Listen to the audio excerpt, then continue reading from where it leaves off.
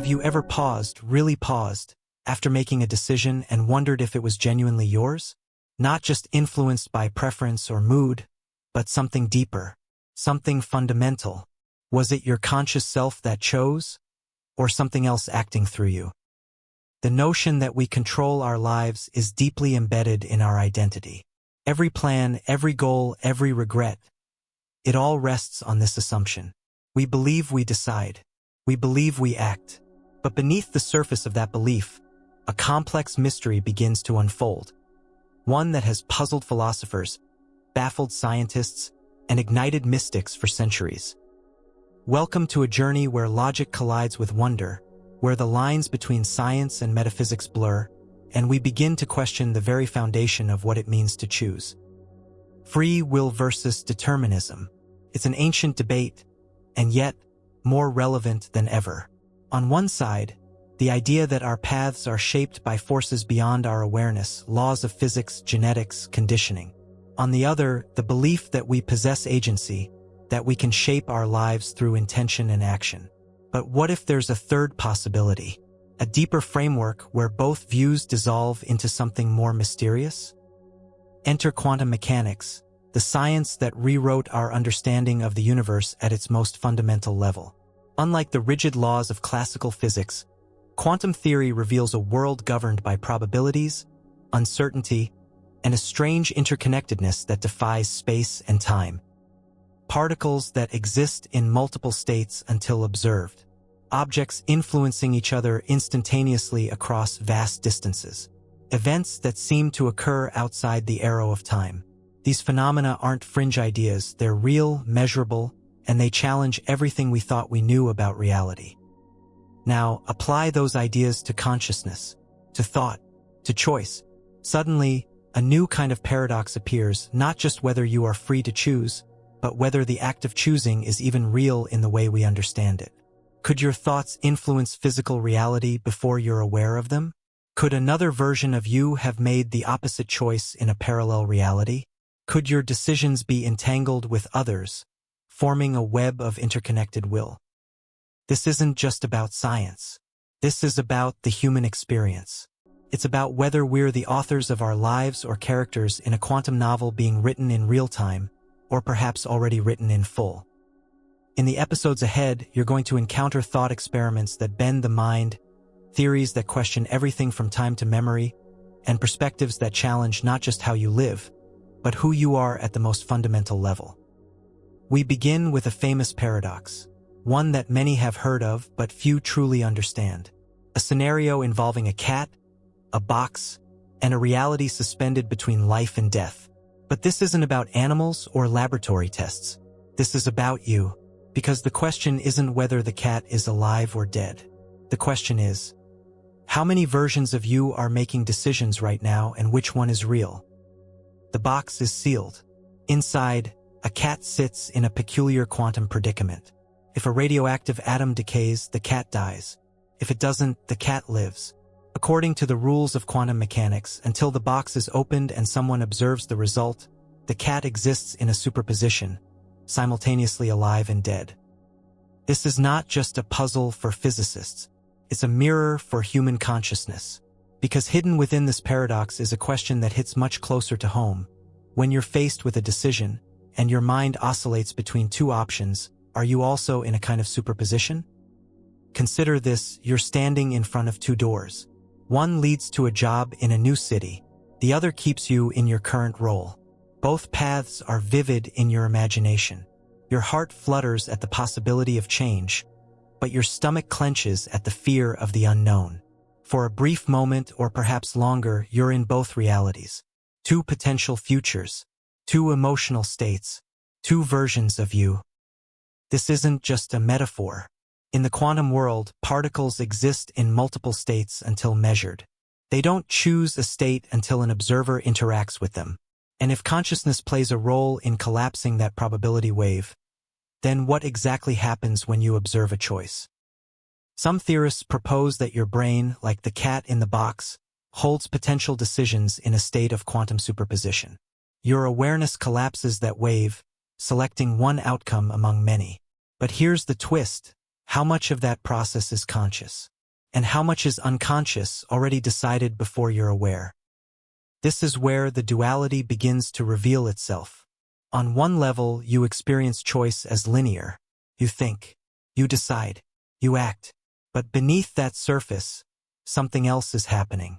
Your subconscious processes, emotional patterns, and perhaps even quantum-level brain activity are all shaping the outcome before your conscious mind catches up. Studies in neuroscience suggest that brain activity indicating a decision can be detected milliseconds, even seconds, before a person is consciously aware of making that choice. That seems to fly in the face of free will. But bring quantum theory into the picture, and the story shifts. If your thoughts are quantum processes, governed by uncertainty and probability, then perhaps you're not deciding in a rigid timeline. Maybe there's a fluctuation of possible yous, and consciousness is the observer collapsing the field into one version of you, one outcome. Now imagine this happens constantly. Every time you hesitate, every moment you're uncertain, every time you're caught between logic and emotion, you are, in essence, both decisive and indecisive, both risk-taker and security-seeker, both cat alive and cat dead, until you observe yourself choosing. This opens up a profound view of identity. You're not a single, fixed point of awareness. You're a spectrum, a wave function, a probability cloud of possible selves. Choice, then, isn't a straight line from intention to action. It's a field, and consciousness is the collapsing force. So next time you hesitate, consider this. The uncertainty you feel may not be weakness. It may be the signature of quantum freedom, the raw material of possibility. To feel torn is to be human. But it may also mean you're more powerful than you realize. Because even in your indecision, reality waits for you to observe, and only then does it take shape. And this is only the beginning. Next, we explore the observer, and a truth that may shatter everything you assume about reality itself. But first, pause, and ask right now who's observing you.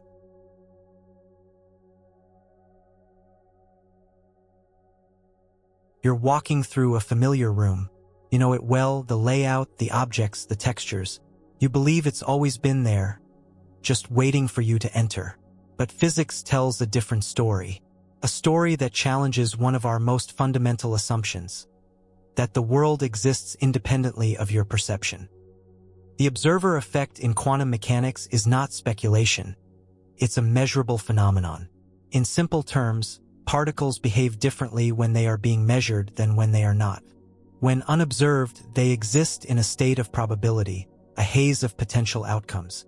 But once you look, the wave function collapses. The particle chooses a position, a state, a form. This isn't a metaphor. It's reality at the quantum level. So the question emerges, does observation create reality? And if so, what does that mean for your choices, your experiences, and your control over life? In the double-slit experiment, the cornerstone of this strange truth, particles behave like waves when unmeasured, creating interference patterns. But when the experiment includes a measurement device to determine which slit the particle goes through, that wave behavior disappears. The particle behaves like a particle. The interference vanishes. Why? Because the act of observation fundamentally changes the outcome. Now apply that idea to consciousness. If your mind is the observer, and if your awareness influences how reality collapses into a particular version of events, then you're not just witnessing reality. You're participating in its construction. This is where the illusion begins. Most of us believe we're passively seeing the world, that what we observe has always been there, waiting. But if observation shapes outcomes, then your awareness may be influencing the very structure of your experience, moment by moment. Your choices aren't simply actions based on input. They may be the result of how your conscious attention navigates a sea of probabilities. The moment you focus, you narrow the field. You select from infinite paths, but you do so without always knowing you've done it. This brings us to an uncomfortable possibility. What if choice doesn't occur before observation, but because of it? You're faced with a fork in the road. Until you focus on one path, both exist in your awareness as potential. It's only when you observe your leaning, your fear, your desire, your memory, that one begins to solidify. Your inner lens sharpens the reality you step into, not by chance, not by accident, but through attention. Many spiritual traditions have long claimed that attention is power. Now, quantum physics gives a scientific backdrop to that idea. Where your attention goes, energy flows. But more than energy, outcomes flow. Possibilities collapse. Realities shift. Not because you chose, but because you observed. In this way, free will becomes tangled with perception. And that changes everything. If you're constantly collapsing reality into form by observing it, then the very concept of control takes on a new dimension.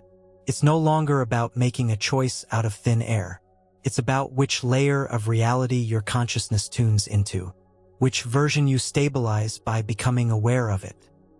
And if this is true, then perception itself is choice. This may also explain why so many people experience shifts in life when they change their mindset, beliefs, or focus. Not because those thoughts caused an external reaction, but because their observation recalibrated the field of potential outcomes. When they looked differently, they lived differently. This isn't magical thinking. It's quantum influence. Subtle, personal, and often unnoticed, but always present. It also raises a haunting question. If you are creating the reality you observe, then who or what is doing the observing when you're unaware? Are your unconscious beliefs collapsing outcomes without your knowing? Is your conditioned perception quietly shaping a life you didn't actively choose? Free will, then, becomes a matter of conscious observation. The more aware you are of your lens, the more influence you may have over the world that comes into focus. Not by forcing events, but by being present enough to notice your internal observer and how it frames the world. This leads us to a deeper layer still. If you're shaping reality through observation, are you alone in that process? Because just as quantum particles can be observed into existence, they can also become entangled, linked in such a way that the observation of one affects the state of another. Instantly, across any distance. That connection, that strange, immediate bond, may not stop at particles. In the next part, we explore what happens when consciousness is not isolated, but shared, when your thoughts aren't simply your own, and when your free will may be part of something much larger. Because this mystery doesn't end with you, it might be just beginning. Two particles are born from the same source. They travel light years apart. And yet, when one is measured, the other responds instantly. No message is sent. No time delay. No mechanism that we can explain. This is quantum entanglement. Albert Einstein famously called it spooky action at a distance. But no matter what we call it, the implications are profound. Two parts of a single system remain connected beyond space and time. Their states are linked, permanently, seamlessly, invisibly. Now ask this, could something similar be true for minds? You walk into a room and feel the tension before a word is spoken. You think of a friend and they message you. You sense someone's intentions before they act. These aren't just social cues or lucky guesses. These may be subtle echoes of a deeper connection, a kind of cognitive entanglement that science is only beginning to recognize. If particles can share information without a medium, then perhaps consciousness, too, can resonate across invisible threads. But let's go deeper. Entanglement doesn't just connect outcomes. It synchronizes them. Two particles don't just know about each other. They reflect each other's state. One spins up, the other spins down, instantly, automatically, as if they're parts of the same organism reacting in real time. So if human minds, like particles, are entangled, what does that mean for free will? It means that your choices may not be entirely yours. They may be responses within a greater field of awareness, a shared mental environment that transcends the individual. This isn't science fiction. The idea of collective consciousness has existed for millennia, in ancient wisdom, in spiritual traditions, and now in emerging studies on coherence between human brains. Patterns of thought and behavior can spread between people faster than information travels. Ideas can leap from one person to another without direct contact. Cultures shift as if guided by invisible currents. Entanglement provides a quantum framework to understand this. You are not a sealed unit. You are permeable. You are sensitive. You are connected. And connection changes agency. Consider a choir. Each singer has a voice, independent, unique. But when they sing in harmony, the individual notes blend into something greater. Who is choosing the note? The singer, the song, or the resonance that holds them all? This is the paradox of shared will. You may feel a thought arise, but did you create it? Or did it echo through you from somewhere beyond the boundary of self? Just like entangled particles, we may act in correspondence with others without knowing why. Our emotions may ripple into others. Our intentions may be mirrored. Our decisions may reflect a wider pattern, not forced upon us but woven through us. And yet, within that web you are still a node, a signal, an origin point. You influence the field just as you are influenced by it. This brings us to a powerful shift in understanding. Free will may not mean isolated control. It may mean participating in the shaping of a larger intelligence. A distributed awareness where your personal choices matter, not because they're made in a vacuum, but because they resonate with the whole. There are moments when we sense this intuitively. Collective awakenings, sudden social shifts, a universal theme repeating across continents, cultures, and conversations. These may be signs of entangled minds, moving together like schools of fish or flocks of birds, guided not by commands, but by coherence. But there's a shadow side. If you are entangled with others, then unconscious patterns can ripple too. Fear spreads, conflict multiplies, division reinforces itself. Just as beauty and peace can emerge from resonance, so too can chaos, if the signal is not clear. This raises a deeper responsibility. If your thoughts influence not just your reality, but the reality of others, then attention becomes not just personal power, but a contribution to the collective state. And this is where awareness becomes liberation. The more conscious you become of your role in the field, the more choice you regain. Not by cutting yourself off from others, but by tuning into the frequency that uplifts, clarifies, and harmonizes. Because free will in this model is not about control. It's about conscious participation in a network of meaning. You are not separate, but you are significant. Every thought is a ripple. Every choice is a chord. Every intention you carry becomes part of the signal others receive, often without knowing. So the next time you ask yourself, is this truly my decision? Consider this.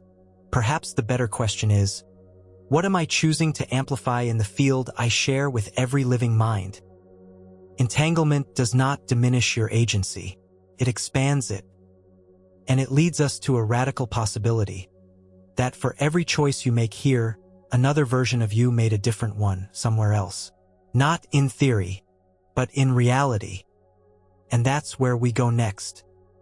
You stand at a decision point. You say yes. You say no. You stay. You leave. You act. You hesitate. One choice rises above the rest. And you move forward. But according to one of the most fascinating and controversial ideas in modern physics, all those other paths, the ones you didn't take, don't vanish. They still exist. Not just as regrets, not just as memories, but as fully real, fully alive versions of reality. This is the many worlds interpretation of quantum mechanics, and it rewrites everything we think we know about free will. The theory suggests that every quantum event with multiple possible outcomes spawns new branches of the universe, each representing a different result. Not metaphorically, literally. Every time a particle could go left or right, the universe splits. Every decision splits the cosmos. Every possibility is played out. So when you made that last big decision, the one that changed everything, another version of you made the opposite one. And both of you are real. It's a staggering idea, one that raises difficult questions about identity, choice, and control. Because if all choices are being played out somewhere, then what does it mean to make one at all? In this framework, free will doesn't vanish, but it transforms. It becomes less about whether you choose and more about which version of you are conscious of. Think about that for a moment. If every path is real, then the question isn't did I make the right decision? It's which self am I aligning with right now? This reframes decision-making in a radical way. You're not standing at a fork in the road. You're standing in a corridor lined with infinite mirrors, each reflecting a different version of your life. The one you experience isn't chosen just by action, but by attention, emotion, belief, and resonance. You could say that the self you wake up as each morning is the sum of those alignments, a snapshot of your consciousness tuned to one channel among countless others. And here's where the paradox intensifies. If every possibility is real, then are your choices just illusions? If everything that can happen does happen, then do you really have control? Or are you just surfing an endless wave of inevitability? It might be tempting to see this as a negation of agency, but look deeper. The multiverse doesn't strip you of power. It multiplies it. Because in this model, you don't just choose once. You choose constantly, with every thought, every attitude, every focus. You don't simply move forward in time, you move laterally through realities. Realities that already exist, but which only become your experience through alignment. This introduces a new form of responsibility, not over the future alone, but over the present self. Because while all versions of you exist, only one is expressing through your current awareness. And that version can shift. Now consider this. Many traditions teach the power of visualization, intention, and belief. These aren't just motivational tools. They may be techniques for tuning, for selecting, for stepping into a version of reality that already holds the outcome you desire. When you hold a vision clearly in your mind, you may be strengthening your alignment with a parallel timeline where that vision is already true. Not by creating it from scratch, but by synchronizing with its frequency. This suggests that your power lies not in creating new futures, but in selecting from existing ones, based on the internal signals you emit. You are the antenna, the tuner, the filter. And this leads to a profound shift in identity. You are not just one self. You are a constellation of selves, each anchored in different choices. The person you become depends not only on what you do, but on what you believe, what you expect, and where you focus your energy. So next time you look back and wonder how life might have turned out if you had chosen differently, remember, that version of you may still be alive, living that reality. But you are here, now, in this version, and this moment offers you something extraordinary, the ability to realign. Because while you can't undo the past, you can shift timelines. You can tune to the version of you that made the empowering choice, that healed, that grew, that succeeded. That version exists not in fantasy, but in the quantum structure of the multiverse. And through conscious awareness, belief, and focus, you can join that self. This isn't magic. It's alignment, a fusion of physics and consciousness. But it also raises a deeper question. If you can shift timelines, then how stable is your present? And what does that say about memory, destiny, and your sense of self? The answer may lie in something even more elusive. Time itself, because if your future and your past are not as fixed as they seem, then choice is not just an action, it's a point of access. And that's what we explore next. You glance at the clock. A few seconds pass. Feels natural, unremarkable. Time ticks forward, always moving from past to future. One moment follows the next. You live your life inside that current, always downstream from what has already happened. But physics doesn't quite agree. Time, according to some of the most robust theories in modern science, is not what it seems. The notion of a present moment moving forward through an open future is a construction, a psychological effect, not a fundamental truth of reality. Instead, time may be more like space. All locations exist simultaneously, whether you are standing in them or not. Similarly, all moments may exist now, past, present, future, as part of a single, unchanging structure. This concept is known as the block universe. and it changes everything. In the block universe, time is not a river. It's a landscape. All events, all choices, all outcomes exist eternally as part of a four-dimensional tapestry. Your birth, your first memory, your greatest success, your final breath. All real, all fixed, all now. From this perspective, the feeling of moving through time is just that, a feeling, a byproduct of how your consciousness experiences the structure of reality. Like a flashlight scanning across a painting, illuminating one part at a time, even though the entire canvas is already complete.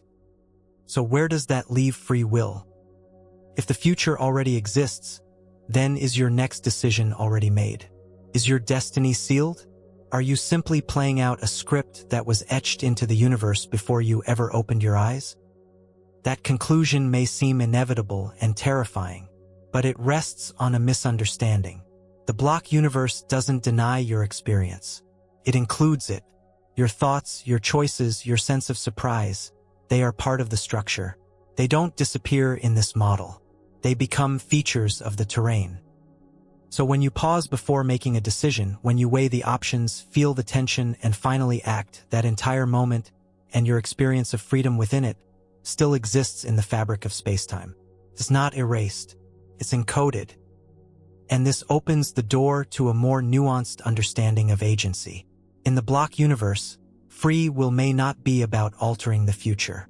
It may be about exploring it, not creating the path but choosing how you walk it. The choice is not whether to write the story, but whether to read it consciously. Some physicists go even further. In certain interpretations of quantum mechanics, events in the future can influence the present. Not in some mystical metaphor, but as real, testable interactions. This is retrocausality, the idea that cause and effect can run both directions in time. That means your future decisions might be echoing backward, nudging you toward them. Your intuition, that subtle knowing, that pull toward a certain outcome, may be more than a feeling. It may be a signal from a version of yourself who has already chosen. This reframes your experience of insight, of déjà vu, of inner certainty. These may not be accidents of the mind. They may be reflections of a deeper structure in which your conscious awareness is not just flowing forward, but connected across time to moments that haven't yet happened in your linear memory. So now the paradox sharpens. If the future is already written, why do you feel so free? The answer may lie in the nature of consciousness itself. Unlike particles or events, consciousness is not easily pinned down. It doesn't occupy a point in space. It doesn't behave like ordinary matter. And some theorists believe it may be non-local, not bound to time at all.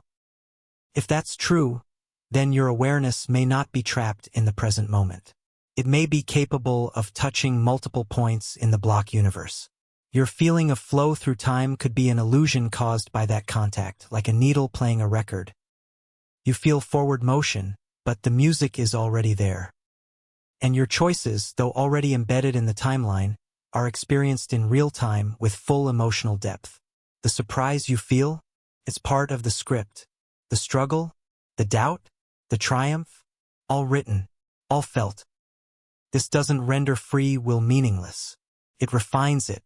Free will becomes the conscious unfolding of a path that exists outside of time. It's not about writing the future.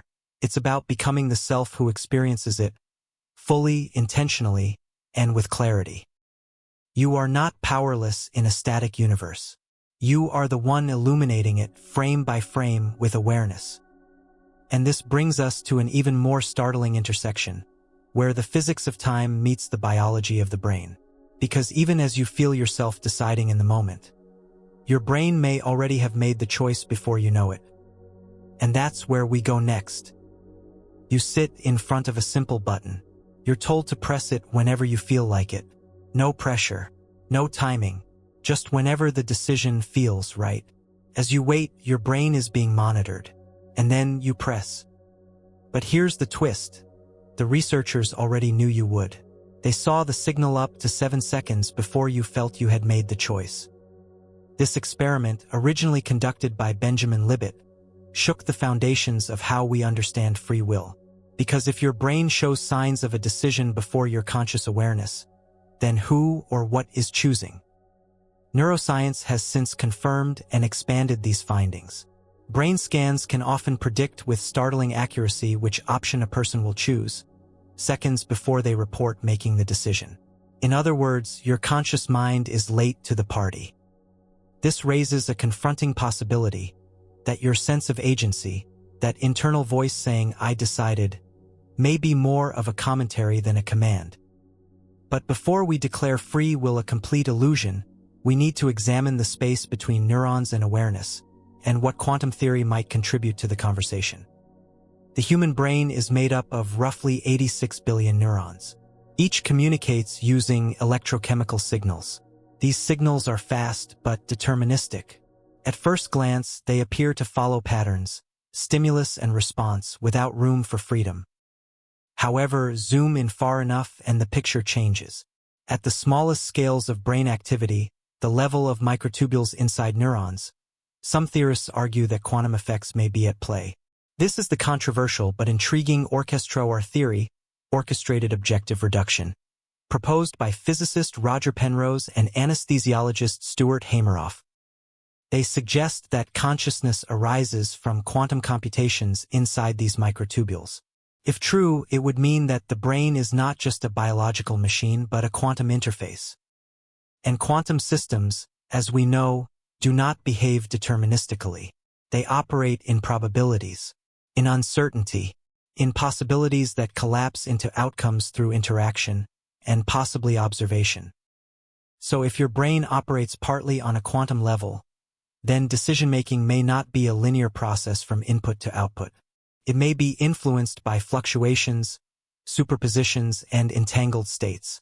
In other words, your choices might not be entirely predictable, even to your own brain. But how does this reconcile with the neuroscience? If decisions can be predicted before conscious awareness, does that mean they're predetermined? Not necessarily. What these studies show is that preparatory signals begin before awareness, but they don't show that the decision is finalized. Libet himself proposed a concept called the veto power. He observed that while unconscious signals may initiate an action, conscious awareness may still retain the ability to stop it.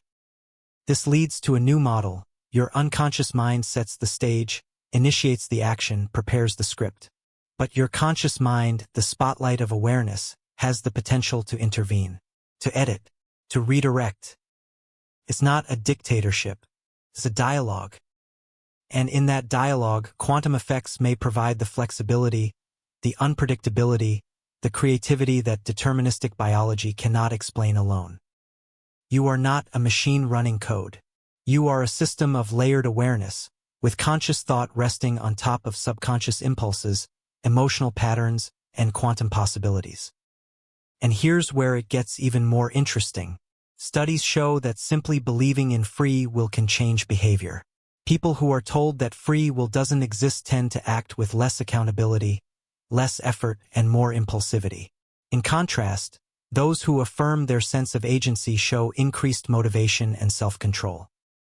So even if part of your decision-making happens before awareness, the belief that you can choose still shapes your outcome, which suggests that conscious will, even if not the originator, is a crucial part of the system. Think of it like a conductor leading an orchestra. The music may be written, the instruments may be pre-tuned, but the conductor brings it to life, interpreting, emphasizing, pausing, accelerating, bringing presence to what would otherwise be automatic. Your conscious mind is that conductor. It may not originate every note, but it determines how the music feels, how it lands in the world, and how aligned it is with your highest intention. So where does choice begin? It begins in layers. It begins with biology, with memory, with quantum uncertainty, but it lives in awareness. And the clearer your awareness, the more fully you participate in the process. Not by forcing outcomes, but by tuning your instrument, listening deeply, and aligning with what wants to emerge through you. And if your brain is a quantum processor, a nexus between matter and mind, then you are more than a reactive machine. You are a threshold. A place where possibility becomes reality. And that leads us to the most provocative idea of all, that everything you experience, your thoughts, your actions, your environment, may not even be real in the way you assume. Could be generated, could be structured, could be simulated. And that's where we go next. You wake up. The world around you feels real. Your body, your thoughts, your surroundings, solid, consistent, believable. But deep down, there's a question you can't quite shake. Is any of it actually real? The idea that reality might be a simulation has moved from fringe theory to mainstream conversation, not because of science fiction, but because of science itself. Computer scientists, physicists, and philosophers now openly debate a possibility that once sounded absurd, that we may be living inside a highly advanced computational structure. But let's make something clear. This isn't about avatars in a video game. It's about the fundamental nature of the universe. The question is not whether we're inside a giant server, but whether what we perceive as physical reality is generated from information. At the quantum level, reality behaves suspiciously like code. Particles don't exist in defined states until measured. They behave like bits switching from potential to definite. Space-time may not be continuous, but pixelated. Forces act in quantized packets. Even black holes, once considered inscrutable, appear to store information on their surfaces, like data written on a hard drive. The deeper we look, the more it seems that the universe isn't a place, it's a process, a system of relationships, a computation unfolding moment by moment. And here's where the question of free will returns with a vengeance. If reality is simulated, are you a program following a script? Or are you a conscious user interacting with a system? There are two major interpretations. The first says that consciousness is part of the simulation, a function of the code. In this view, your thoughts, your memories, your choices are all outputs. You feel free, but you're following a path pre-written by something far more complex than your understanding can reach. The second interpretation, more mysterious, more profound, says that consciousness is not simulated, that it exists outside the system, that it interfaces with the simulated environment to learn, evolve, experience. In that model, the simulation is not a prison, it's a school. And free will exists not as randomness and not as total autonomy, but as response. You don't control the entire simulation, but you control how you navigate it. Like a lucid dreamer becoming aware within a structured dream, your choices begin to shape the environment as your awareness increases. This may explain why so many spiritual traditions speak of remembering, awakening, transcending illusion. They're not describing fantasy. They may be describing a realization that the world is constructed and that self-awareness is the key to influencing it. But let's take it further. If the simulation is a system of rules, physics, time, cause and effect, then anything that appears to break those rules may be evidence of something deeper.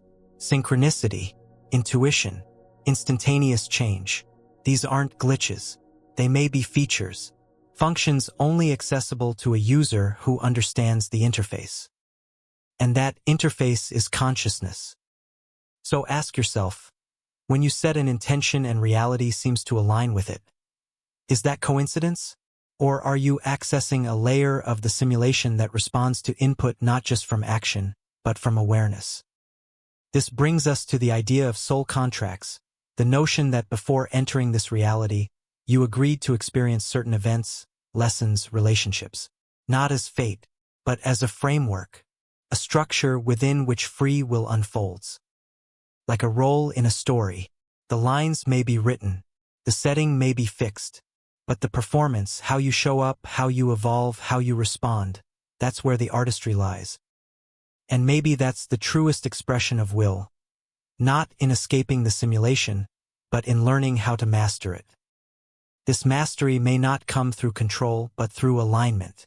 When you're out of sync with your role, life feels chaotic, resistant, confusing. But when you tune in to inner guidance, to deeper truths, reality becomes fluid, cooperative, meaningful. It's not about escaping the rules. It's about learning the code.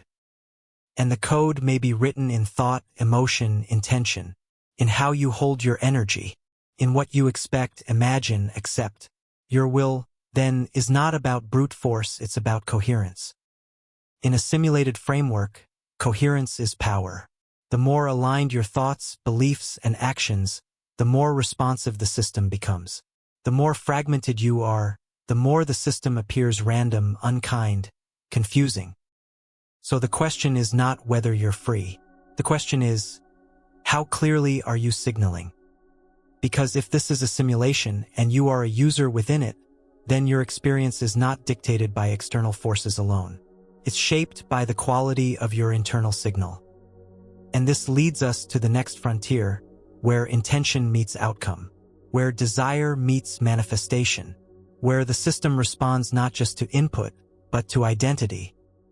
Are you shaping reality through will, or is something shaping you to believe you are?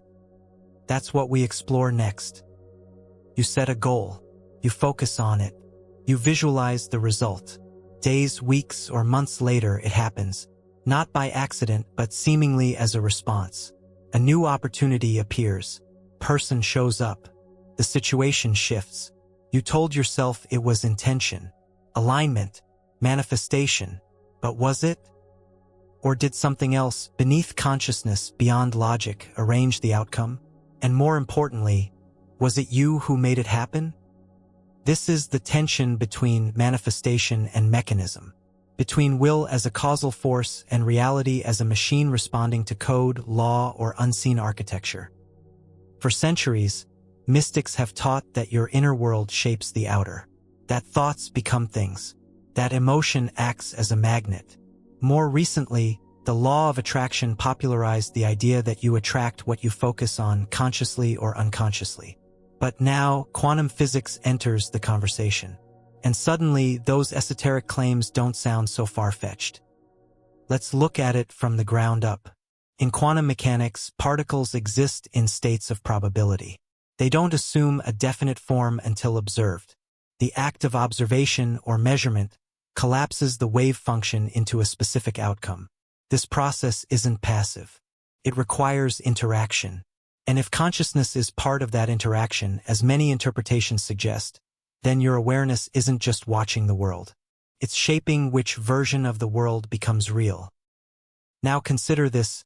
If focused intention is a form of sustained observation, then it may act as a continuous collapsing force, narrowing the range of outcomes until the one aligned with your focus is the one you live.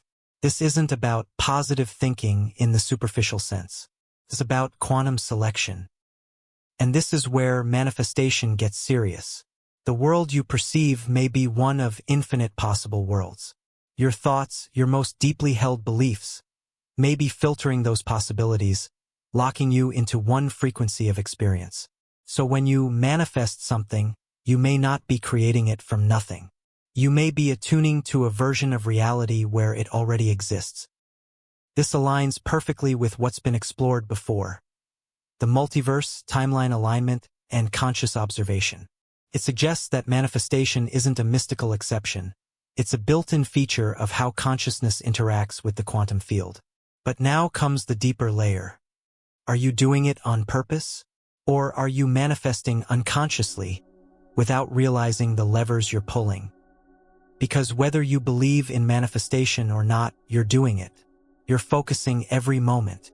You're thinking, believing, expecting, fearing. You're broadcasting signals into the quantum field. And that field is responding not morally, not emotionally, but structurally. It gives back what you give it, not as punishment or reward, but as resonance. And that means free will is always in motion, not in dramatic decisions, but in subtle patterns of thought. This leads to a profound realization. To change your world, you don't have to force outcomes. You have to change the pattern you're broadcasting. You have to become the version of you who already lives in the reality you want to enter. Not act like them, be them. Now, this isn't pretending, it's precision. Because the quantum field doesn't respond to what you say. It responds to what you are, what you truly believe, feel, and expect beneath the surface. That's the mechanism, and that's the key. But here's the question most people overlook. If manifestation is real, why doesn't it always work? Why do you sometimes visualize, affirm, align, and nothing changes? The answer lies in internal coherence. If you desire something consciously, but hold conflicting beliefs subconsciously, the signal is distorted. The field receives a mixed frequency, and the result is either slow, partial, or misaligned. Manifestation isn't about wanting, it's about resonance. And resonance requires alignment, not just of thought but of identity. So now we return to the central theme, free will. If you are constantly selecting your reality by aligning with one version of it, then you are exercising will in a deeply creative, invisible way. But if you're unaware of what you're focusing on, if your thoughts are on autopilot, then the field still responds. Not to your desires, but to your patterns. This makes free will both more powerful and more delicate than we thought. It's not a switch you flip, it's a frequency you live. And that brings us to a critical question. Who or what is determining that frequency? Is it your conscious self? Your subconscious programming? Your soul's purpose? Or something deeper still? A symbolic dreamer beyond identity, beyond form? Because if reality reflects you at every level, then the lines between waking life and dream are not as sharp as we assume. In fact, the next insight may be the most disorienting of all. That waking life may be just another layer of dreaming, rich with meaning, but veiled in illusion. And that's what we examine next. You open your eyes and begin your day. You move through tasks, conversations, thoughts. Everything feels normal, grounded in logic, cause and effect, physical space. But now and then, something cracks. A glitch in memory, a strange synchronicity, a sensation that the day is somehow repeating, or that you've done this before. You tell yourself it's nothing, but is it? Because every night you enter a world that feels just as real. In dreams you make decisions, feel fear, fall in love, face danger. And while you dream, you believe it. You don't question the logic or the narrative. You accept the absurd as ordinary until you wake. Then it fades. You tell yourself it was just a dream. But what if waking life isn't so different? Lucid dreaming, the ability to become aware within a dream, changes everything. The moment you recognize you're dreaming, the rules shift. You can fly, alter your environment, explore your subconscious, interact with symbolic figures. You're not limited by the logic of the dream, only by your belief. And in that moment, you become free. Now ask yourself, how much of your waking life is running on unquestioned belief? How often do you accept things because that's just how it is? How many of your responses are automated, patterned, expected? How many of your fears, limitations, and decisions are inherited, unconscious, habitual? In dreams, we accept the irrational without question. But in waking life, we often do the same, not because it's rational, but because it's familiar. And that familiarity is the illusion. The philosopher Descartes asked how we could be sure we weren't dreaming right now. He found no way to prove the difference. Neuroscience hasn't either. The brain's activity in deep dream states and waking states is nearly identical in certain regions. You see, feel, and believe in both. So the difference may not be in the experience, but in the level of awareness. And that's the key. If your waking life is another kind of dream, one shared by others, governed by collective belief systems, enforced by agreed-upon rules, then the only real freedom comes not from breaking the dream, but from becoming aware within it. Just like in a lucid dream. Now let's talk about symbolism. In dreams, events rarely mean what they appear to. A falling elevator may represent a fear of failure. A storm may reflect inner turmoil. We accept that dreams are metaphorical, that they speak in the language of emotion and archetype. But what if waking life does too? What if the situations you face are symbolic reflections of your inner state? What if reality mirrors you, not just physically, but mythologically? This doesn't mean events aren't real. It means they carry meaning, and that meaning is shaped by your own unconscious material, your unresolved patterns, your archetypal stories, your soul's curriculum. You might see a difficult person in your life as an obstacle. But in the dream logic of waking reality, They may be a mirror, a projection of something you refuse to acknowledge, a teacher in disguise.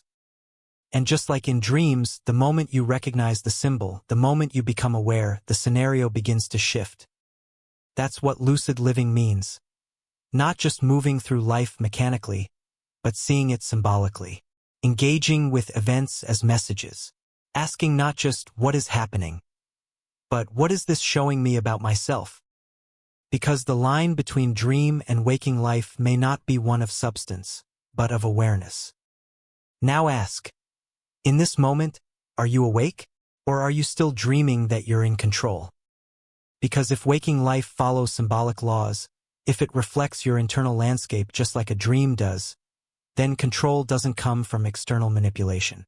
It comes from interpretation, from understanding the pattern, from changing your relationship to the image. In this model, free will isn't the power to reshape the dream arbitrarily.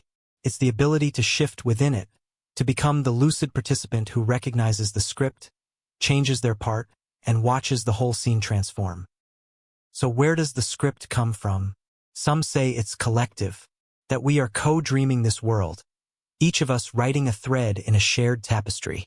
Others say it's soul-directed, chosen before birth, based on the lessons we need to learn. Still others point to higher consciousness, a deeper intelligence beyond the ego, authoring experiences that guide our evolution. But whatever the source, your role within it is not passive. Your will, when fully aware, is not reactive. It's creative. You can't always choose what appears in the dream, but you can choose how you interpret it, how you respond, and how you wake up within it. That response, that lucid recognition, is where your freedom begins. Not by escaping the dream, but by remembering who you are in it. And if that's true, then we need to ask one final, deeper question. Where does awareness come from? Is it an effect of the brain? Or is it the force shaping the dream itself? That's what we explore next. You look at a candle. You see its flame. You feel its warmth. In that moment, the experience is clear, vivid, undeniable. But where is that experience happening?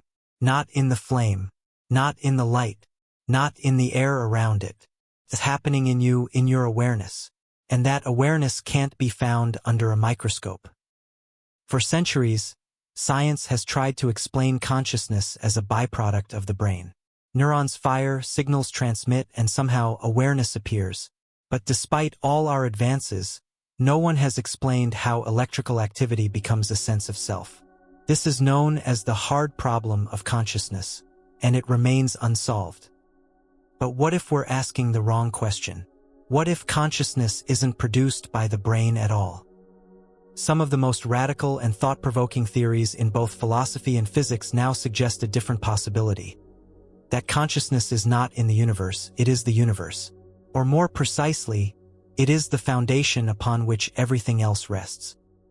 This view is known as panpsychism, the idea that consciousness is a fundamental feature of reality, like gravity or mass. Not a byproduct, but a building block. And if that's true, it reorients the entire conversation around free will. Because then, consciousness isn't something you have. It's what you are. And awareness isn't limited to your personal experience. It's the universal field through which experience happens. You, as an individual, are not a separate mind. You are a localized expression of a vast, continuous awareness, tuned to your own perspective, but never disconnected from the whole. Now tie this to quantum physics. Remember the observer effect? The idea that a particle exists in multiple states until measured, and that the act of observation determines its outcome? If consciousness is fundamental, then the observer effect isn't a bug. It's the system's operating principle. Reality forms in response to awareness, not occasionally, always. This leads to an even more striking idea, that physical reality, the world of form, space, and time, is a projection from a deeper field of consciousness. Much like a computer screen displays images from an invisible codebase, the material world may be a visible interface of an invisible intelligence. And that means your choices, your will, are not originating inside a body made of atoms. They are originating from awareness itself. The brain becomes a receiver, a lens, filter, not a generator. This is echoed in the orchestroar theory mentioned earlier, which proposes that consciousness is linked to quantum processes inside microtubules, structures inside your neurons. But even that model may only scratch the surface. Because if awareness can collapse probabilities into form, then perhaps it is the field that holds all potential outcomes, and your attention is what selects among them. In this model, free will is not about defying the laws of nature. It's about working with the foundational structure of reality, a structure in which consciousness is both the stage and the actor, the canvas and the painter, the program and the user. So when you observe your thoughts, choose your focus, or change your interpretation, you're not just shifting your mood. You're collapsing one reality into being and allowing others to fade. And the quality of your awareness determines the clarity of the reality you experience. This changes the game entirely, because free will isn't about control. It's about clarity. The clearer your awareness, the more accurately you perceive the field. The less you're ruled by unconscious patterns, the more consciously you shape the path. The less you're distracted by fear, judgment, or habit, the more powerfully you select the version of reality that aligns with who you truly are. But awareness isn't just personal. If consciousness is the ground of being, then all beings are connected at the root. And this brings us back to a familiar quantum concept: entanglement. Not just between particles, but between minds, choices, and experiences. Your act of awareness may influence others, not through persuasion, but through coherence. A single point of aligned awareness can shift an entire environment. Just like a laser focuses scattered light into a single, powerful beam, your consciousness, when concentrated, becomes a force of organization, a stabilizing field in the midst of chaos. And this may explain why some individuals, even in the midst of crisis, seem to radiate clarity, peace, presence, not because they control the external world, but because they're attuned to the deeper one. So now the paradox comes full circle. If consciousness creates reality, and you are consciousness, then yes, you are choosing, but not in the way you thought. You are not choosing from the surface. You are choosing from the source. You are not a victim of chance. You are the field collapsing into form. You are the observer and the observed. And yet, in this vast freedom, another layer appears. Because even with all this power, you still face uncertainty. You still struggle, hesitate, wonder. Why? Because there's one final twist. Belief in choice itself may be the most powerful choice you ever make. And that's what we explore next. You reach for a glass of water. Simple, direct, no debate. You felt thirsty, and you responded. But underneath that action lies a vast ocean of invisible influences. Biology, memory, emotion, habit, expectation. And beneath those, belief. Not just belief in the thirst. Belief in the you who chose to respond. This is the hidden engine of every decision, the belief that you are the one making it. And here lies the paradox. The more deeply you believe in your own agency, the more clearly that agency seems to function. When belief falters, so does motivation. Action slows, intention blurs, doubt becomes the default. It's as if your sense of control is powered by the belief that control is possible. Studies in psychology confirm this. When people are told that free will doesn't exist, that everything is determined by prior causes, their behavior shifts. They lie more. They show less empathy. Their sense of responsibility diminishes. Conversely, when people affirm their belief in free will, they act with more integrity. They plan better. They persevere longer.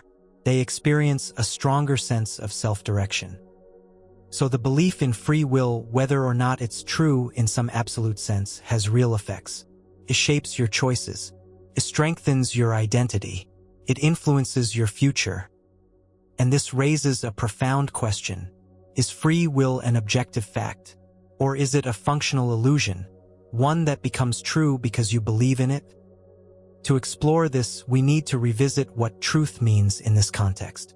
If believing in something changes your behavior, if it rewires your brain, reconfigures your focus, elevates your outcomes. Then in practice, that belief becomes part of reality. Not just psychologically, energetically, structurally. In that light, free will may be less like a switch and more like a muscle. Not something you either have or don't, but something you grow by using it. And belief is the first rep. But let's take this further. Every belief you hold is a filter, a lens through which you experience the world. Beliefs shape perception. They direct attention. They determine what you notice, what you ignore, what you expect, what you resist.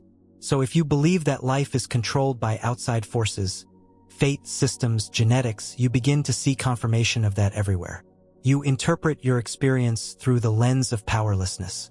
But if you believe you can shape your reality, that your thoughts, emotions, and actions matter, then your focus shifts. You notice opportunities. You take responsibility. You move from reaction to creation. And that movement is where will begins. Now here's the twist. You can choose your beliefs. Even when you feel stuck, hopeless, uncertain, the power to shift your lens remains. It's not about pretending. It's about testing a new possibility. Try this, hold the belief just for today, that your choices ripple outward, that your inner clarity shapes the path ahead, that every decision, no matter how small, has meaning.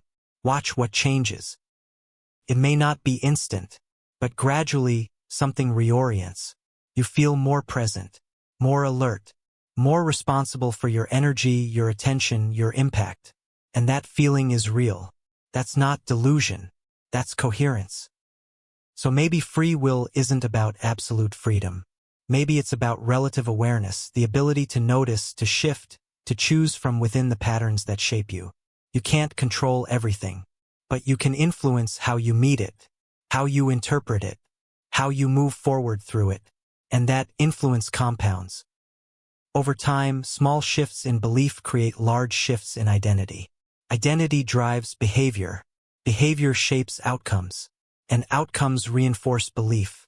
The cycle strengthens itself. Which means belief is not the end of the story. It's the beginning. So now let's return to the paradox. Are you free because you truly choose? Or do you choose because you believe you're free? Does it even matter? If the result is empowerment, clarity, growth, then the loop becomes self-sustaining, like a flame feeding on its own light. And perhaps that's the deeper truth, that free will doesn't require perfect control. It requires conscious engagement with the experience of being alive, of recognizing yourself as a participant, not a passenger. And this awareness, this choice to believe in your ability to choose, is what begins to unlock the multidimensional reality behind the one you see. Because now you're no longer playing the game unconsciously. You're aware of the interface. You're tuned into the code. You've remembered that the dream can respond. And with that realization, one final truth rises to the surface. Free will and fate may not be opposites at all. They may be two aspects of a greater dance. And that's what we'll explore next. You've followed the trail through quantum uncertainty, neurological puzzles, dimensional mirrors, and metaphysical echoes. Each layer revealed contradictions, insights, and deeper mysteries. And now we stand at the edge of the final paradox. Is life governed by control? Is it ruled by chaos? Or are we participants in something far more subtle, something collaborative? Let's return to the tension that started it all, free will versus determinism. On one side, the idea that you are the sole author of your life, independent, sovereign, self-directed.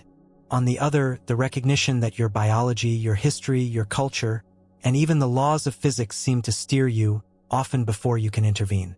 For centuries, we've argued these sides as if they were irreconcilable, as if one had to dominate the other. But perhaps that's the flaw. Perhaps they're not enemies, they're partners. Because when we examine the deepest truths, from quantum theory to consciousness studies, from ancient mysticism to modern science, a new model emerges. One that doesn't flatten mystery, but honors it. One that makes space for agency not as domination but as relationship. Co-creation. In this model, the universe is not a machine, and it's not chaos. It's a responsive system, intelligent, dynamic, and participatory. Your role in it is not passive. You're not a cog in a wheel, but you're not a god above it either. You are a collaborator. You don't control the sea, but you learn to sail. You don't create the wind, but you adjust your course. You don't command the stars, but you align yourself with their patterns. And in that space between surrender and direction, something powerful happens.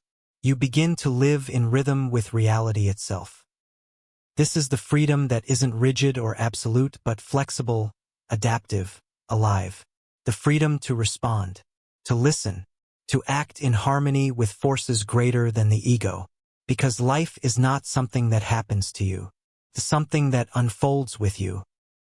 Think of a jazz musician. The notes aren't fixed. The song isn't scripted. But within the structure, there's room to improvise, to create beauty not by control but by presence. Or think of a dancer moving with a partner. Neither leading entirely, neither following blindly.